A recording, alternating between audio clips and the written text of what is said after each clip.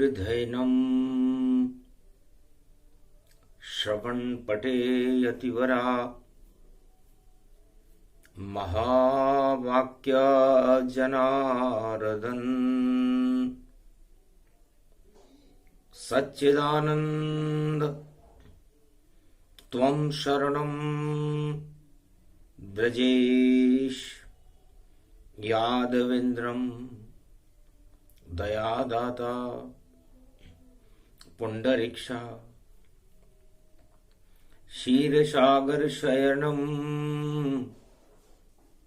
कमलनयनं नमस्तुते नमामि श्रीहरि। धैर्य से जिसको धारण किया जाता है, कर्णपटवों से जिनका पान किया जाता है, ऐसे सच्चिदानंद भगवान श्री यादवेंद्र सरकार को मैं नित्य ही चिंतन करता हूं, नमन करता हूं।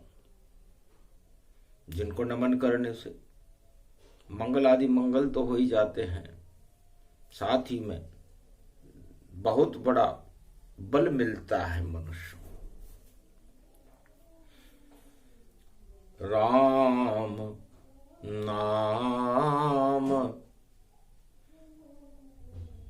ख्याति जग में,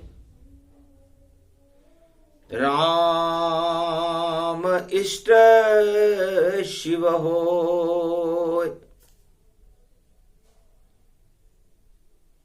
जो भी जप ले राम को तो फिर कष्ट कभी नहीं होय।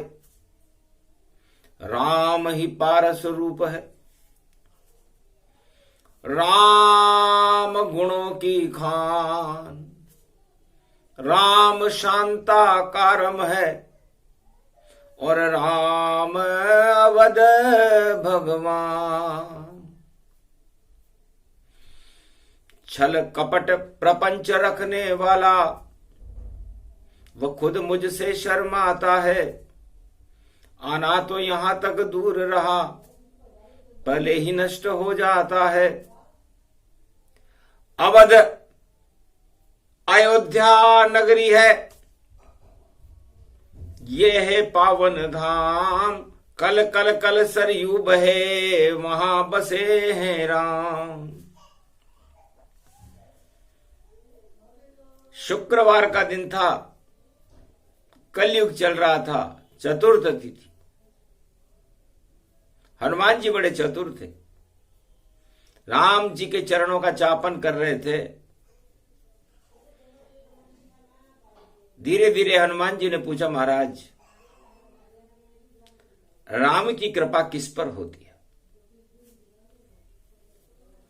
राम की कृपा कैसे होती है?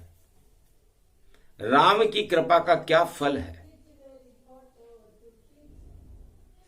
प्रश्न सुने हनुमान के और हंसने लग गए राम। बजरंग तुम निष्काम हो और तुम ही प्रिय हो राम। हे हनुमान जी, आप राम जी के चरणों का चापन क्यों कर रहे हो? क्या आपके परिवार में आपकी मां अंजना नहीं है? क्या आपके पिता केसरी नहीं है? आप क्यों नहीं माता पिता की सेवा करते? और आप माता पिता की शरण में क्यों नहीं जाते? ऐसा क्या है राम में जो सब कुछ राम ही होए? आप चरण चापो श्री राम के, दास राम के होए।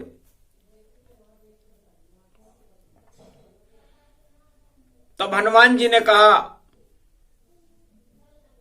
हे मर्यादा पुरुषोत्तम राम, मेरा पवन स्वरूप है और ये पवन 49 करोड़ पवन का मैं मालिक हूं, आपकी कृपा से हूं।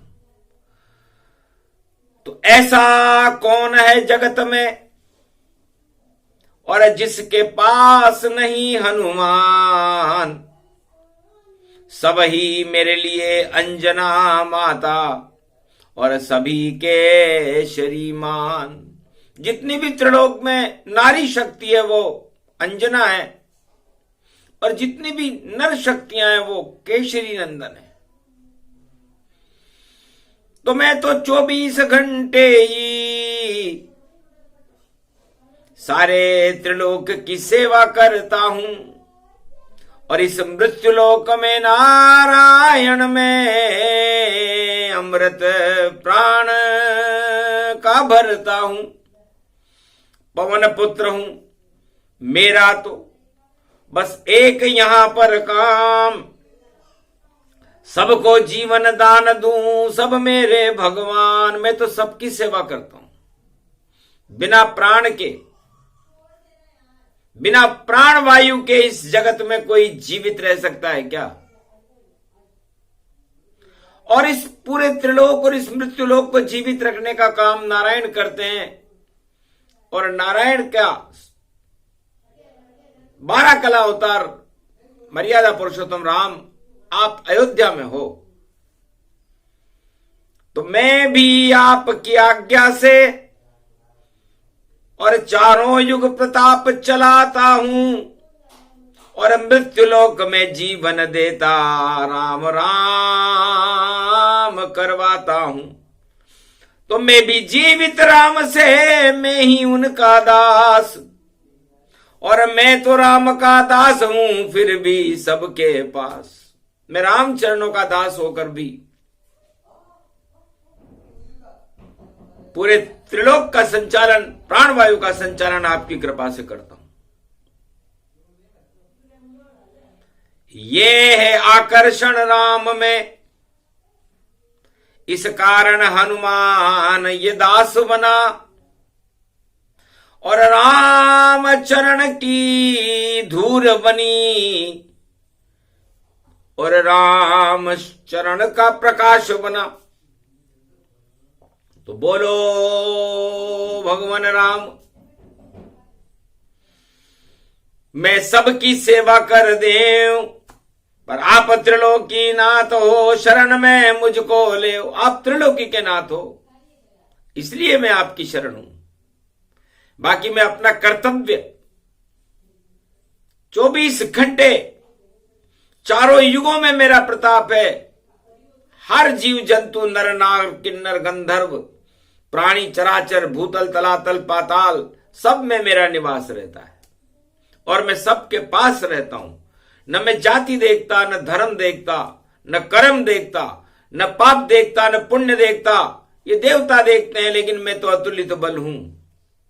मैं तो एक समान समझूं, चाहे पापी या पुण्य होए, और जो राम चरण में आ जावे तो नाम धन्य उसका ही होए। और जो राम चरण में ही आ जाए उसको तो मैं धन्य कर देता हूं। तब का कलयुग में हनुमान जी आप कैसे परीक्षण करते हो कि ये राम भक्त है या रावण भक्त है? तो करें परीक्षण कलयुग में हम, कौन राम का भक्त है और कौन रावण का भक्त है, और कैसे है आसक्त। हनुमान जी ने कहा महाराज कर लेते, आपकी इच्छा है नारायण, और कलयुग में भी राम, और पूरी अयोध्या में और जप रहे हैं सब राम।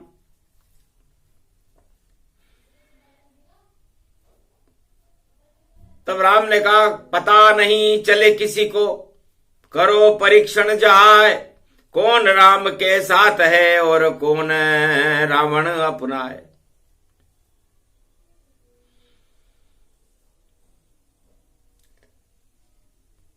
बात मान कर राम की और किया परीक्षण जाए, और राम तो अभी आए नहीं और पुष्पक में प्रगटाए। अयोध्या में भगवान राम लंका विजय करके और पुष्पक विमान में अयोध्या की ओर चल रहे थे। भरत जी को संदेश देने हनुमान जी गए। राम की आज्ञा थी कि कहो भरत से जाहि के, और पूरे 14 वर्ष और आज राम जी आएंगे, अवध में फैला हर्ष। तो ये संदेश जब भरत सुनाया, गद गद भरत का दिल हुलसाया। क्या उपहार दूं वानर तुमको, और दिया मुझे संदेश। राज ताज अब छोड़ नंद ग्राम का, मैं करूं अवध में प्रवेश। 14 वर्ष तक मैंने कांटों का ताज मेरे मस्तिष्क पर रख करके राम की आज्ञा को मानकर पावड़ी राज चलाया, आनंद नहीं आया।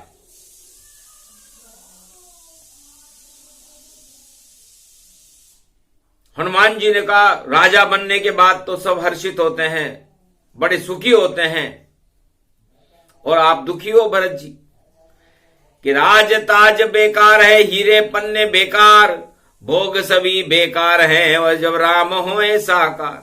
अरे जब साक्षात राम मेरे भैया हों और 14 वर्ष से मैं अभागा रहा कि उनके दर्शन नहीं कर पाया, तो ये सब वस्तुएं मेरे लिए बेकार है। धन्य धन्य भरत प्रेम को देख, हनुमत रहे मुस्काए। भाई भाई तो भरत जैसा हो, और कोई हो ना। 14 वर्ष जप राम को, और नहीं मांगा राजताज, और दर्शन करेंगे राम के आज भरत महाराज। तब भरत जी से हनुमान जी ने पूछा, अयोध्या में राम लोग किसी प्रलोभन से तो नहीं जप रहे? राम राम राम राम की ध्वनि हो रही है अयोध्या में। हो सकता है कोई प्रलोभन हो, या हो सकता है कि कोई प्रेम हो, या कैसे परीक्षण किया आपने 14 वर्ष में राम का?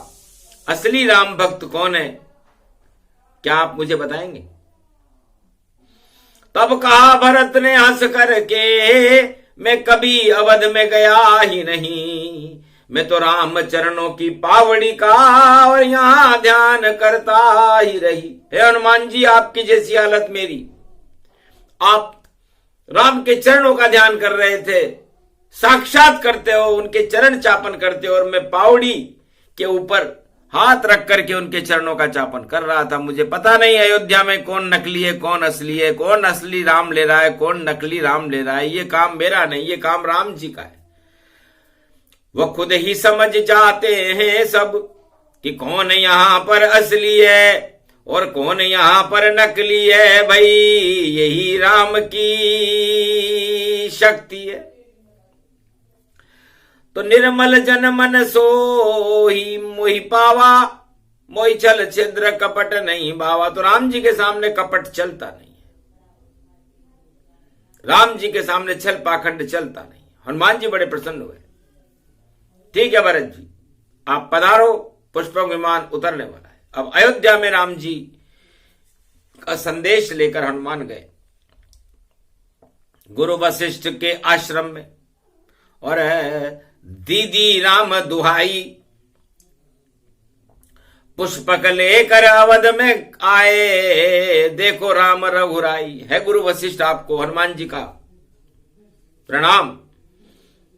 पुष्पक विमान में राम जी आ रहे हैं और राम ध्वनि हो रही है अवध में। असली नकली कौन? सारे नकली असली लगते, असली है सब मौन। गुरु वशिष्ठ मौन बैठे हुए थे। महाराज, आप कैसे पहचानते हो कि इस अयोध्या में रहने वाले सब राम भक्त हैं या कोई उनकी मनोकामनाएं भी है, या रावण भक्त भी हो सकते? या किसी और के भी भक्त हो सकते हैं, तो कैसे परीक्षण करेंगे? गुरु वशिष्ठ हंस कर कहे, अरे सीधी चल लो चाल, अरे करो परीक्षण बजरंग आप अब, और हमको बताओ हाल, क्योंकि आप राम चरण के दास हो सदा राम के साथ, आप ही सच्ची सच्ची बतला दो गुरु वशिष्ठ को बात। तब हनुमान जी गुरु वशिष्ठ की आज्ञा मानकर अयोध्या में आए और सारे अयोध्या वासियों को कहा, भाई राम जी आ रहे हैं, कौन कौन मिलना चाहता है? राम राम जय राम, राम जय राम, सिया में राम राम, और अवध में घर घर राम राम, दीवारों पर था राम राम, बंधनवारों पे राम राम, हर आत्मा में था राम राम, सरयू जल में भी राम राम, और सारी अवध में राम राम, धरती पर भी राम राम, आसमान में भी राम राम, सूरज में भी राम राम, और चंद्रमा में भी राम राम, तारों में भी सब राम राम, पशु पक्षियों में भी राम राम, सारे जीव जंतु में राम राम, सब राम राम, सब राम राम। पूरी अयोध्या सिया राम में हो रही थी। गदगद हो गए हनुमान जी। तब हनुमान जी ने पूछा, सबसे पहले राम से कौन मिलना चाहता है? तो मैं 2 दरवाजे बनाता हूं, जो सबसे पहले मिलना चाहे वो इस दरवाजे से आए, और जो सबसे बाद में मिलना चाहे वो इस दरवाजे से आए। एक दरवाजे पे लिखा हुआ था मरा, एक दरवाजे पे लिखा हुआ था राम। 2 दरवाजे बना दिए और करा परीक्षण जाए। हनुमान ने मरा लिख दिया, एक पे लिख दिया राम। जो मरा वाले दरवाजे से आएगा वो जल्दी राम से मिल लेगा, और जो राम वाले दरवाजे से आएगा वो सबसे पीछे मिलेगा। अतिवति शक्त रूप गति जाना, और सारी अवध मरा में माना। तो सारी अवधवासी और खड़े द्वार के माय, मरा द्वार पर खड़े हो गए और हनुमत रहे मुस्काए। सब मरा द्वार पर खड़े हो गए कि हम सबसे पहले राम से मिलेंगे। और राम द्वार पर कोई नहीं, हनुमान बड़े ही मुस्काए। और सबसे पीछे मिलने को कोई तैयार नहीं, ये परीक्षण हनुमान ने करवाए। तो देखा राम के द्वार पर खड़ा एक गतिमान, अरे भरत लाल उस दरवाजे पर खड़े हुए चुपचाप। भरत जो भगवान राम के भाई थे उस दरवाजे पर खड़े हो गए, जो सबसे पीछे राम जी से मिलाता था। तो 99% अवध प्रजा और मरा द्वार पर खड़ी हुई। और एक लाल भरत लाल था जो राम छवि पर अड़ी हुई। पहले सब कर लो दर्शन, फिर आराम से राम से मिलूंगा मैं, और अपने अश्रुपात से मिलकर और अपनी बात कहूंगा मैं। क्या मेरा ऐसा पाप भैया जो आप मुझसे दूर हुए और 14 साल से मिले नहीं? ऐसे क्या हमसे गलत काम हुए?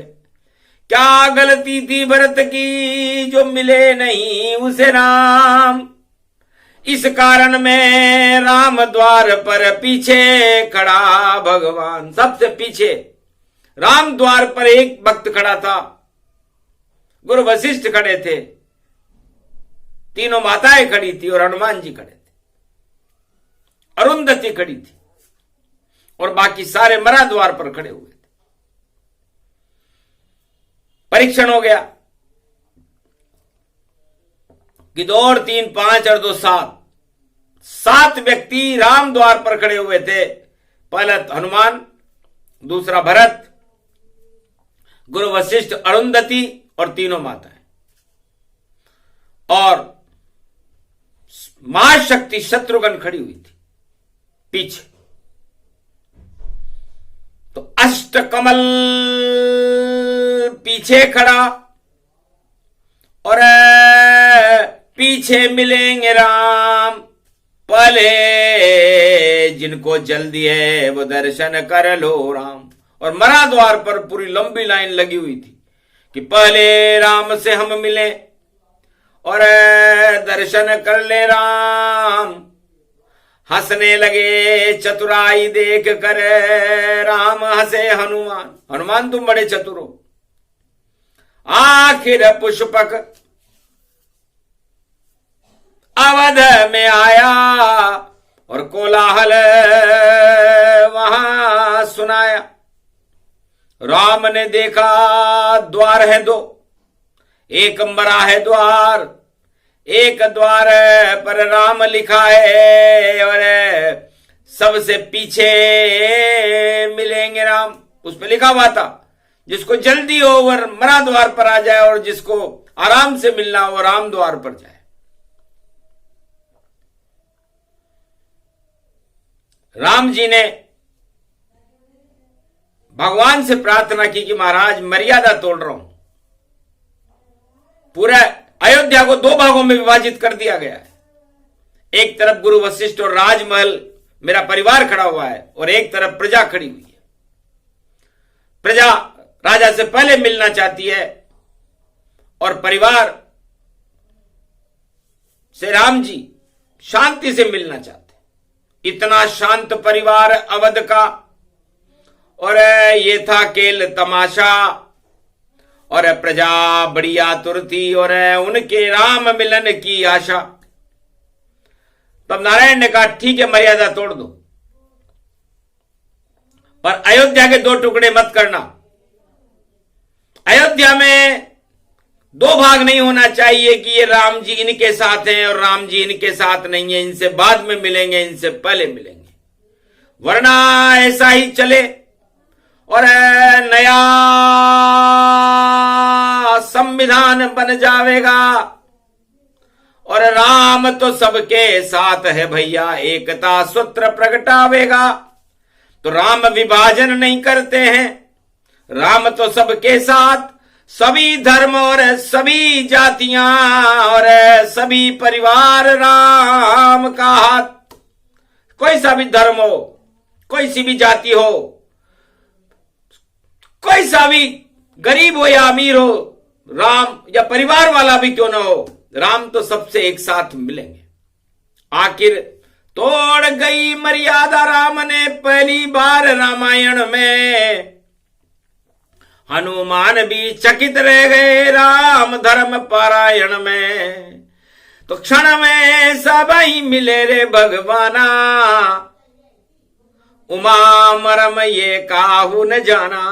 भगवान शंकर कहने लगे मैं गदगद हो गया। हनुमान जी कहने लगे मेरी सारी शक्तियां धरी रह गई, परीक्षण धरे रह गए। राम जी ने जितनी अवध जनसंख्या थी उतने बन गए राम, सबसे एक साथ पहले मिले रामचंद्र भगवान। तो ये ऐसे आता है रामराज जहां नहीं विभाजन हो। अरे राम तो सबके साथ हैं, उसके टुकड़े नहीं होए। तो राम कभी अपना विभाजन पसंद नहीं करते कि मैं ये रामवादी हैं और ये रामवादी नहीं है, ऐसा नहीं। राम सबके साथ हैं, चाहे वो धर्मी हो, अधर्मी हो, पापी हो, पुण्यात्मा हो, राजा हो, प्रजा हो, किसी भी धर्म और जाति का हो, किसी भी देश का हो, वो सबसे एक साथ मिलते हैं। ये राम धर्म समझा रही वाणी, सुन लो कलयुग के सब प्राणी। और जो सत्ता के लिए करे राम राम, राम को अच्छा नहीं लगता, और राम वहां जाते ही नहीं और उस सत्ता में दीमक लगता। समझ गए हनुमान और चतुर महादेव जान और एक दीमक बना दिया सिंहासन पर और छुपे कलयुग में आन। भगवान शंकर और हनुमान जी ने सत्ता के सिंहासन के ऊपर एक दीमक भेजा कि जाओ लग जाओ सिंहासन पर और जो भी पाप करे भारी उस सिंहासन को खा जाओ दीमक। और ये बोल रहे हैं त्रिपुरारी। तो जो भी नकली राम जपे और बैठ सिंहासन जाए उसके ताज को वह दीमक और चुपचाप देखो खा जाए। दीमक लगा दिया। तो कल युग में अब हो ये परीक्षण और सिंहासन पे लग गया दीमक। जो भी नकली राम जपे और बैठ सिंहासन जाए उसके दीमक लग जाएगा। बोले शंकर मुस्काए। तो कितने चतुर बोले भंडारी काशी विश्वनाथ त्रिपुरारी। अरे अवध की रक्षा सदा करता हूं कोई सा युग हो। और संगम तट पर लेट गए और जय बजरंग बली होए। बजरंग बली विश्राम करने लगे कि अभी राज तिलक होगा तब मैं आराम से उठ के जाऊंगा। हनुमान गड़ी है अवध में और चुपचाप बैठे हनुमान। और जो भी राम आज्ञा देंगे हम ही करे सम्मान। तो कलयुग में भी होगा परीक्षण और कार्तिक मास सहाय। और जो भी नकली राम जपेगा उनके दीमक लग जाए।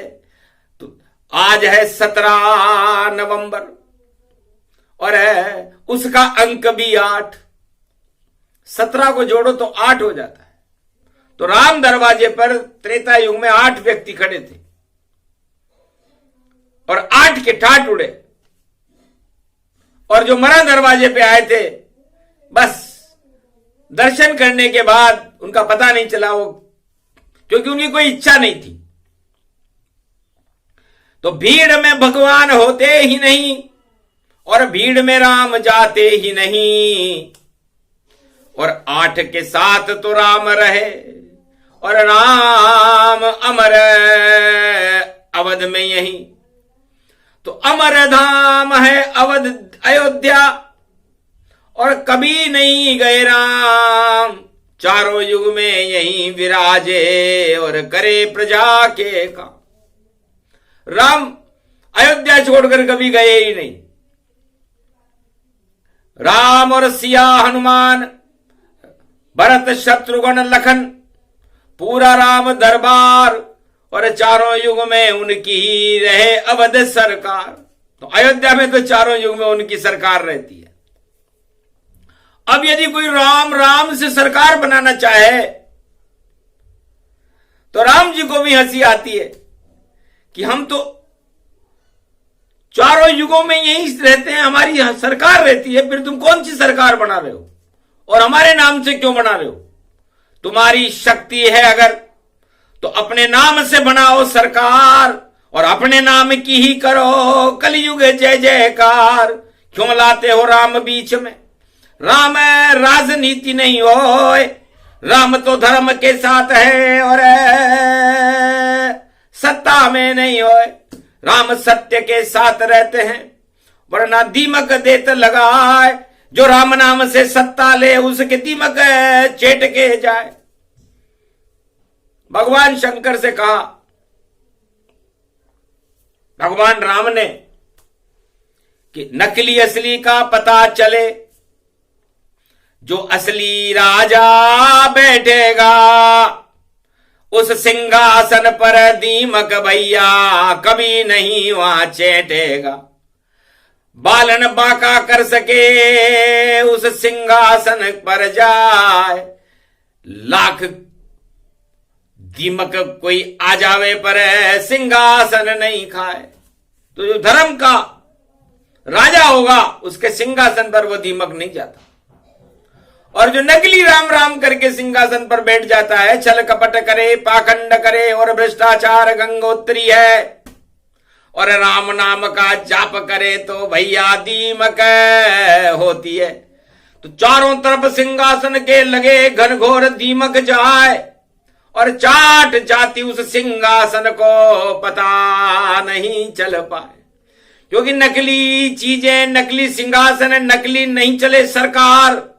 राम दरबार तो अयोध्या में बड़ा राम दरबार, तो राम दरबार, राम सरकार तो चारों युगों में भारत में प्राण प्रतिष्ठित है।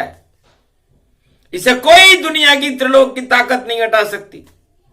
फिर जाने कौन नकली राम और नकली सत्ता और नकली सिंहासन बनाने के लिए कलयुग में भी तैयारी है। तो रावण ने बनाई थी स्वर्ग की सीढ़ी, मैं राम विजय कर जाऊंगा और सीधा ही बैकुंठ में इस सीढ़ी पर चढ़ जाऊंगा। पर धरी रह गई कल्पना, सीढ़ी चढ़ नहीं पाए। राम तीर से रावण मर गया, जिंदा गया बुनाए। रावण ने तो एक स्वर्ग की सीढ़ी बना ली थी जो आज तक त्रिलोक के किसी राजा ने नहीं बनाई, पर रावण उस स्वर्ग की सीढ़ी को नहीं चढ़ सका। और पांडव युधिष्ठिर धर्मराज कृष्ण कृपा से चढ़ा सीढ़ी पे जाए, और धर्म भी उनके साथ चला और बैकुंठ ने पहुंचाए। तो भारत का एक ही राजा हुआ युधिष्ठिर, जो कृष्ण कृपा से स्वर्ग की सीढ़ी चढ़कर बैकुंठ को चला गया। वैसा एक भी राजा आज तक न कभी होगा न हुआ। सब नकली राम करने वाले राजा हुए और केवल सत्ता के लिए हुए। सत्य के लिए तो युधिष्ठिर था, जिसने बड़ी निष्ठा के साथ धर्म के लिए युद्ध किया, उसका नाम ही युधिष्ठिर था। कि तू युद्ध के स्तर को बढ़ा दे, निष्ठा बढ़ा दे भगवान के प्रति, और सत्य का प्रकाश करके धर्म की शक्ति को, सारे आदि सनातन धर्म को सारे संसार में फैला दे। तो द्वापर युग में राजा युधिष्ठिर ने यह काम करके दिखाया। उसने कभी कृष्ण का नाम जपा ही नहीं। भगवान तक से उसने कहा कि नहीं, मैं तो प्रजा का कल्याण और धर्म का प्रचार करने आया हूं, मुझे कोई मतलब नहीं। तो ऐसे होते राजा युधिष्ठिर और चढ़े स्वर्ग की सीढ़ी, और बाकी तो भैया दीमक लग गई सिंहासन में और टूटे जाएगी सीढ़ी। तो अधर्म की सीढ़ियां ज्यादा नहीं चलती, टूटने वाली है, दीमक लग चुका है। तो भगवान शंकर राम से पूछ रहे हैं, महाराज कलयुग में दीमक लगा दें? तब राम ने कहा जरूर लगाओ। तो कौन सा दीमक भेजें? कि ऐसा दीमक भेजो विश्वनाथ, जो सारे सपने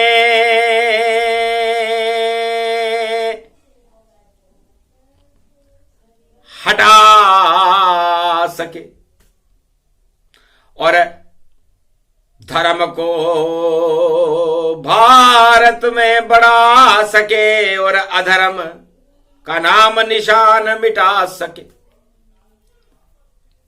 चट कर जाए उन पापों को जो राज ताज के लिए होते, और सत्ता के लिए चारों युग में राम कभी भी नहीं होते। भरत ने भी राम जपा और किया पावड़ी राज, कभी अवध आया नहीं और जपे राम महाराज। हनुमान चारों युग में अतुलित बल के धाम, पर राजा आज तक बने नहीं, ऐसे हैं हनुमान। तो राम कौन राजा जप सकता है कलयुग में? ऐसा एक भी दिखाई नहीं देता। झूठ बोलते हैं राजा कि हम राम राम राम राम करते हैं। हनुमान जी के जितना राम जपने वाला कोई संसार में पैदा ही नहीं हुआ। और राम जपने के बाद भी हनुमान जी रामचरण के दास होते हुए भी आज तक उन्होंने कोई ताज नहीं लिया, राज नहीं लिया।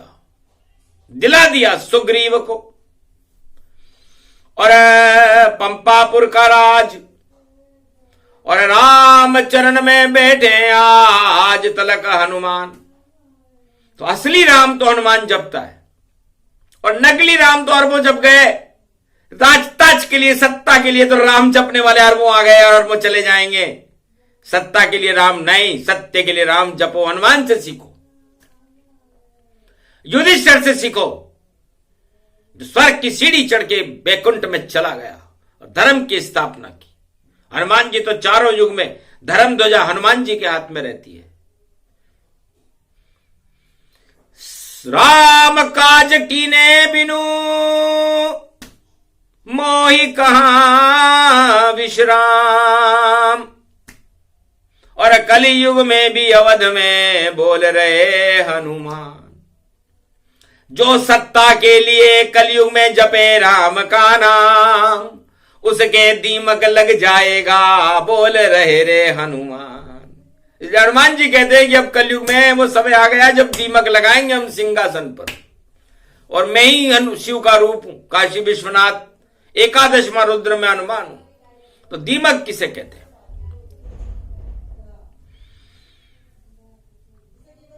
दीन दयाल विरद संभारी, हरो नाथ मम संकट वारी।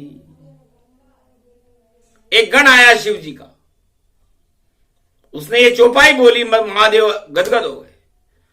योग्य हो तुम गण हमारे, जो बोला दीन दयाल, जाओ तुम्हारे नाम के आगे लगेगा दी विशाल।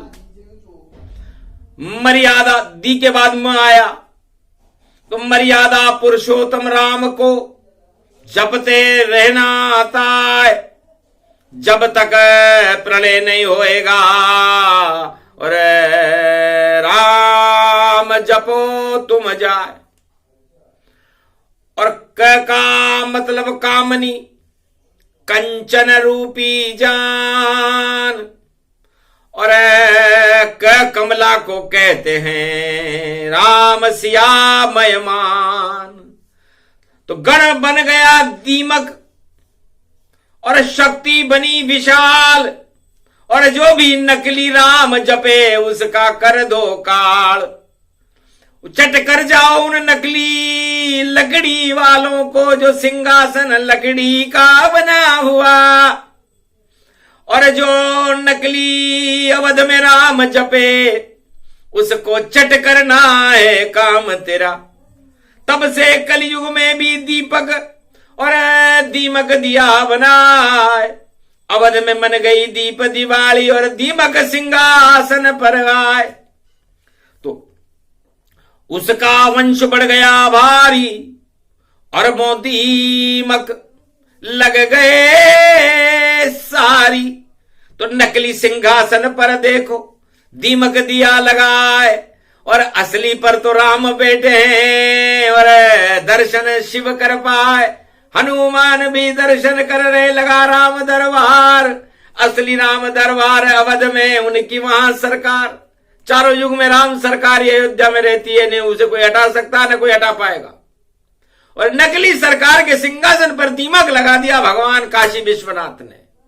ये कलयुग का खेल बड़ा, और देखो ये मेल बड़ा, और मेल सब कार्तिक मास में हटाएंगे, और ऐसा दीमक लगाएंगे सिंहासन पर कि भैया उस सिंहासन को ही वो दीमक खा जाएंगे। और भ्रष्टाचार की गंगोत्री को हम हटा करके और सहस्त्र गंगा काशी विश्वनाथ में बहाएंगे, और त्रिशूल पे बसी है काशी, और त्रिशूल उनके हम बार बार चुभाएंगे। जो करे भ्रष्टाचार और जो अपने आप को ही माने सरकार, उसके छल पाखंड को अब ये सब दीमक हटाएंगे, अपने आप उपज आ जाएगा दीमक, अपने आप खा जाए। नहीं वहां बोले जाएंगे, नहीं हनुमान वहां जाए, नहीं कोई राम का दूत वहां पर जाए, बस दीमक ही काफी कलयुग में जो भ्रष्टाचार खा जाए। तो जितनी फैली फफूंद भ्रष्टाचार की और उसका दीमक लेगा आनंद, और हट जाएंगे कलयुग में भी कार्तिक में छल पाखंड, सारे छल पाखंडों की पोल खुलेगी और फफूंद हटेगी, दीमक सिंहासन के ऊपर चिपक जाएगा, और चिपकने के बाद असली सोना खा सके नहीं दीमक, तो राम नाम तो सोना है, और लकड़ी तो भैया जहां रहे शमशान में भी रोना ही रोना है। लकड़ी में जलता भ्रष्टाचार, लकड़ी में आत्मा जलती है, और ये लकड़ी लकड़ी लकड़ी है, जिस लकड़ी पे दीमक लगती है। तो क्यों लकड़ी बन गए हो भैया? लकड़ी काम अब आवेगी, और लकड़ी किसको कहते हैं? ये लकड़ी ताज गिरावेगी। तो ल का मतलब लपक लेगी, और क का मतलब काली है, और डी का मतलब बहुत कुछ है भैया। और देखो शक्ति विशाली है। तो ड में डमरू आ गया, क में दुर्गा हो, काली दुर्गा, काला शंकर, और उसमें ही सब लय हो। तो प्रलय मचेगा, तूफान मचेगा, हटे भ्रष्टाचार की सत्ता सारी, और डमरू डम डम बजा रहेंगे विश्वनाथ शंकर त्रिपुरारी। तो लकड़ी में सब लकड़ी में भाई, लकड़ी दुनिया लकड़ी में, ये ताज बना है लकड़ी में, और शमशान बना है लकड़ी में, और देखो झूला लकड़ी में, बच्चा भी जन्मे लकड़ी में, और लकड़ी लकड़ी लकड़ी में, सब दुनिया पेड़ की लकड़ी में, लकड़ी बिन होता नहीं। और देखो कोई काम, और प्राणवायु हनुमान भी, और वृक्ष ये लकड़ी मान। तो ये पूरा लकड़ी का खेल है, और ये लकड़ी में जकड़ी होएगी, जकड़ी में मकड़ी होएगी, और मकड़ी में तिकड़ी होएगी, और तिकड़ी में सब कुछ होगा अब कमाल। और परीक्षण होगा भारी, और सीढ़ी भी लकड़ी से बनती, और दो दो सीढ़ी है प्यारी, एक भ्रष्टाचार की सीढ़ी है, जो पाप धर्म अधर्म की सीढ़ी जानो, एक धर्म की सीढ़ी लकड़ी की, उस पे चढ़े तो उसे सत्य मानो। तो कलयुग में 99 और चढ़े पाप की सीढ़ी, और धर्म की सीढ़ी पे हनुमान खड़े हैं, और देखो सीढ़ी पीढ़ी सबसे सत्य की सीढ़ी पर राम है और हनुमान है, और बाकी 99 लोग पाप की सीढ़ी पर और भ्रष्टाचार की सीढ़ी पर चढ़े हुए हैं। ये कलयुग की सारी श्रृंखला, वेद गान गुणगान अक्षर अक्षर बता रहे हैं विश्वनाथ भगवान। तो असली राम तो विश्वनाथ के मुख में ही बस होए, या हनुमान उन्हें गाते हैं, बाकी सब पाप की सीढ़ी सोए। तो पाप की सीढ़ी पर 99 आदमी कलयुग में भी चढ़ गए, और धर्म की सीढ़ी पर 2 आदमी खड़े हैं अयोध्या में, एक राम है एक हनुमान है, बस। तो सोचो क्या मूल्यांकन है? यही मूल्यांकन होएगा, यही समय की बात, और जो भी राम के साथ रहेंगे उन पे राम का हाथ। तो ये माया और ब्रह्म राम और सीता हैं, वाणी राम और सीता के साथ है, पूरा भारत राम और सीता के साथ है, और जो इनके साथ नहीं है उनकी बिगड़ी हुई बात है। पूरा धर्म अधर्म का खेल दिया समझाए, कार्तिक मास स्नान है और हुई सफाई जाए। तो साफ सफाई अभियान है, भगवान शंकर महाकाल में प्रारंभ कर रहे हैं साफ सफाई। तो साफ सफाई होगी भैया, कलयुग में भी हो भारी, और राम नाम जपने की भैया शुरू करो अब तैयारी। हार जाएंगे नकली सारे, जीते राम शक्ति प्यारी, राम राज भारत में होगा, बोले महाकाल वाणी। तो कलयुग में भी राम राज और करे कल की अवतार, भारत की प्रजा का हो जावे उद्धार। ऐसी शक्ति विश्वनाथ और महाकाल में रहती है, और जब जब अधर्म बढ़ता है तो शक्ति प्रकट यहां होती है। महाकाल और विश्वनाथ की शक्ति प्रकट हुई आज, और बड़े बड़े ताज गिर जाए, और आए कल की महाराज। तो कलंक हटाने और कालापन हटाने, पपूंद हटाने भ्रष्टाचार की कल की भगवान भारत में प्रवेश कर चुके हैं। और जब महाकाल और विश्वनाथ वाणी में बोलने लग जाए तो समझ लो असली राम आने वाला है। तो असली राम अब आएगा, और 2024 अरे मकर सूर्य में चमकेगा भाई, और ऐसी राम छवि।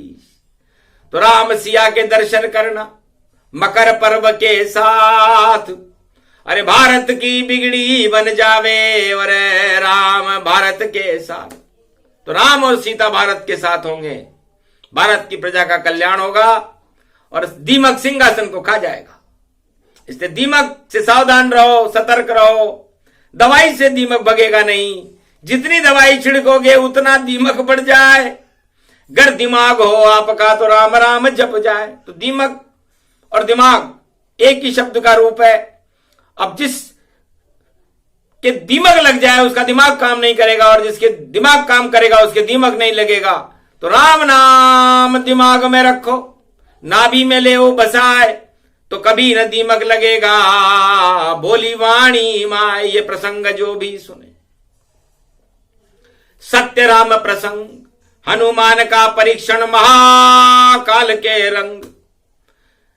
भारत का कल्याण हो, भारत हो ये अखंड, जगत गुरु बन जाए भारत, और ऐसी शक्ति विषय।